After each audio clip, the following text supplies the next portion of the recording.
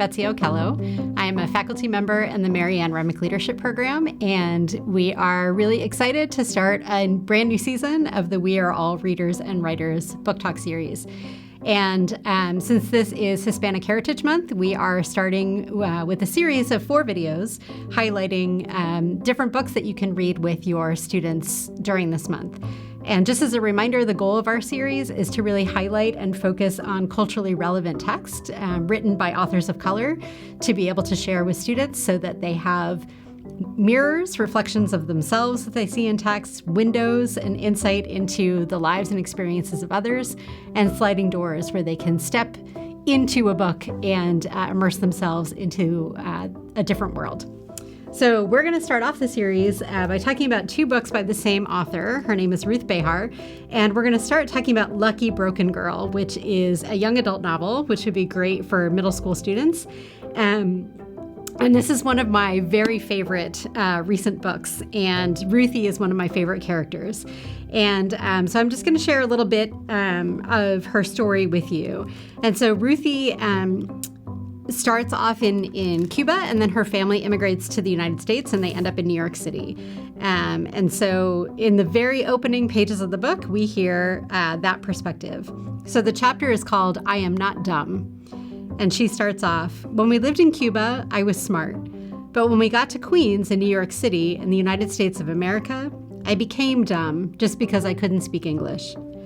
So I got put in the dumb class in 5th grade at PS 117. It's the class for the bobos, the kids the teachers call delinquents. They come to school late and talk back and are always chewing gum. Even though they're considered the bad kids, most of them are nice to me.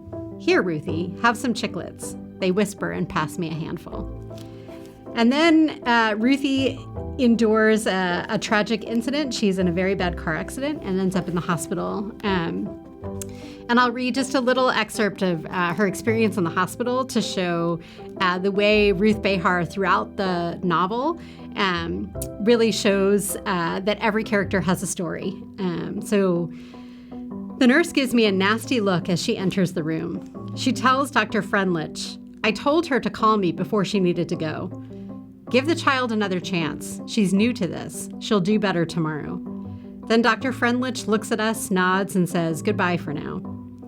The nurse commands Mommy, Sylvia, and Bill, wait outside. The nurse lectures me as she pulls off the wet sheets. Learn to control yourself, Missy. I don't have time to be changing your sheets all day. Next time you have an accident, I'll let you lie in it and you'll see what's good for you. I can't believe this is all happening. Yesterday, I was a normal girl. I went to the bathroom by myself. Today, I can't do anything without the help of a mean nurse. Resting again on nice clean sheets, I ask her, Nurse, do you hate me especially, or do you just hate all kids? The nurse stares at me in shock. I wonder what awful things she will say. She is quiet for a minute, and then she says, I don't hate you, Missy. I don't hate all children. I guess I'm just angry at the world. You see, I have a daughter at home who's been sick since she was born. All I want is to be with my girl and take care of her. But I have to work to support us and my mother too. Every day I leave my girl with her grandma, who can barely take care of herself, and hope they'll be okay until I get home. So I'm angry. Understand? Something happens to my heart. It cracks like the sugar crust on Mommy's flan, hearing the nurse talk to me that way. I understand, nurse. I'm really sorry. Don't be sorry. It's not your fault. I've been mean to you and that wasn't right. How about if I bring you an ice cream sandwich? Would you like that? Thank you. Okay, and please remember to ring the bell if you need the bedpan. I will, nurse. I promise. Please call me by my name. It's Neela. It's an Irish name. But my family's been here such a long time we don't remember a thing about dear old Ireland. Poor Neela, who forgot the land where she was born. I wonder if a day will come when I will forget Cuba.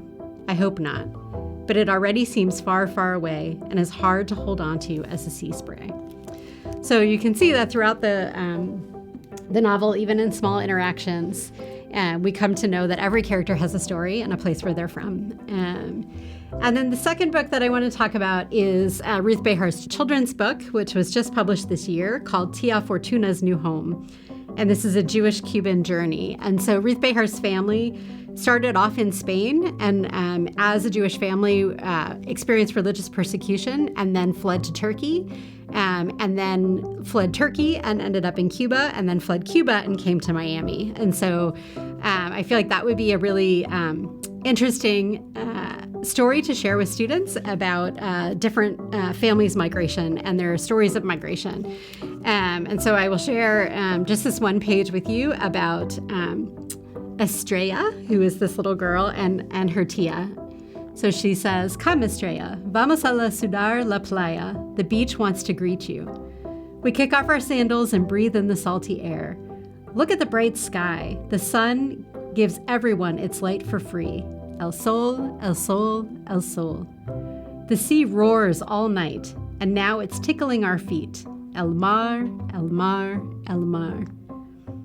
Tia sinks down into the sand. "What a pretty casita you're making," she says. How can Tia be happy on such a sad day? Tomorrow the sandcastle will be gone, and so will we. It's not mañana yet, Estrella. Let's enjoy today.